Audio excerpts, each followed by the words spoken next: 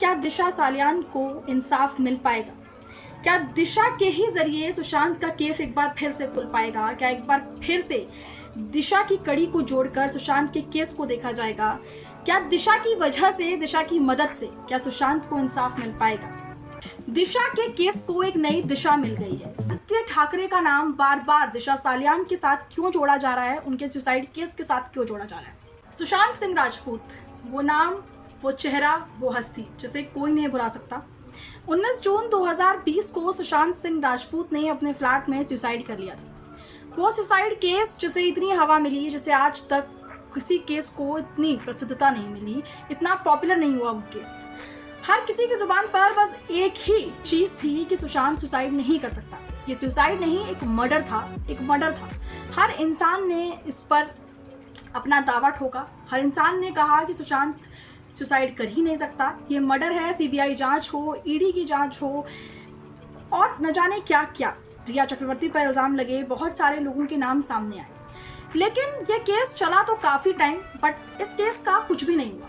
एक तरफ 8 जून को, ठीक 6 दिन पहले सुशांत की मौत से ठीक 6 दिन पहले उनकी मैनेजर दिशा सालियान की भी मृत्यु हो गई थी, उनका भी निधन हो गया था। कड़ियों को जोड़कर देखा गया तो काफ़ी लोगों ने सुशांत के सुसाइड केस को दिशा के सुसाइड केस से ज्वाइन करने की कोशिश करी, कनेक्ट करने की कोशिश करी, लेकिन हल निकला कुछ भी नहीं, क्योंकि दिशा के पेरेंट्स मान चुके थे, अपना चुके थे इस सच को कि दिशा ने सुसाइड ही किया है।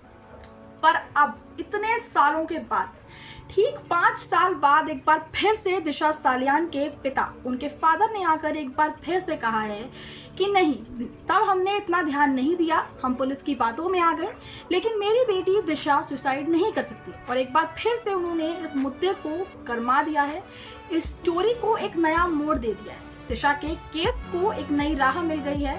उनके फादर ने एक बार फिर से इस केस को स्टार्ट कर दिया है। पहले उनके फादर ने सीबीआई जांच की मांग की, सीबीआई जांच के लिए कहा कि मेरी बेटी दिशा सुसाइड नहीं कर सकती, इस पर सीबीआई की जांच हो। और अब सीबीआई जांच के लिए 2 अप्रैल का दिन भी मिल गया है। 2 अप्रैल को कोर्ट दिशा सालियान की मौत पर सुनवाई करेगा। बट एक क्वेश्चन जो यहाँ से अराइज होता है वो ये है कि आदित्य ठाकरे का नाम बार बार दिशा सालियान के साथ क्यों जोड़ा जा रहा है, उनके सुसाइड केस के साथ क्यों जोड़ा जा रहा है।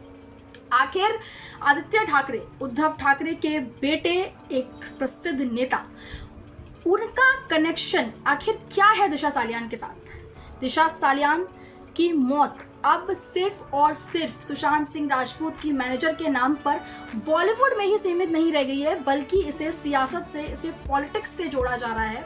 पॉलिटिक्स से जोड़कर इसने एक नया रुख मोड़ लिया है, एक नई राह पकड़ ली है।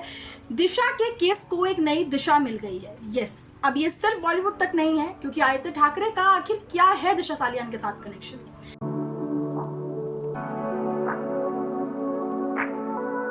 जब ये केस हुआ था दिशा सालियान और सुशांत सिंह राजपूत का, तो उस समय की उद्धव सरकार ने इस केस को दबा दिया था। ये इल्ज़ाम था बीजेपी के नारायण राणे और उनके बेटे नितेश राणे का। उन्होंने एलिगेशंस लगाए थे कि उद्धव सरकार इसे दबाने की कोशिश कर रही है, उद्धव सरकार ने इसे दबाया है इस केस को और आगे नहीं बढ़ने दिया, जिसकी वजह से दिशा को और सुशांत को इंसाफ नहीं मिल पाया।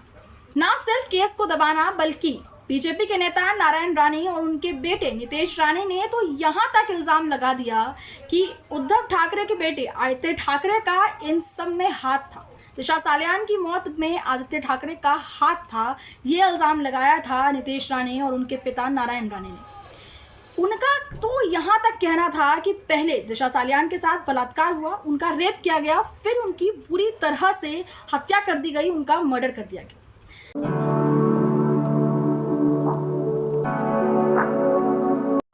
तो अब आपको क्या लगता है, क्या दिशा सालियान को इंसाफ मिल पाएगा?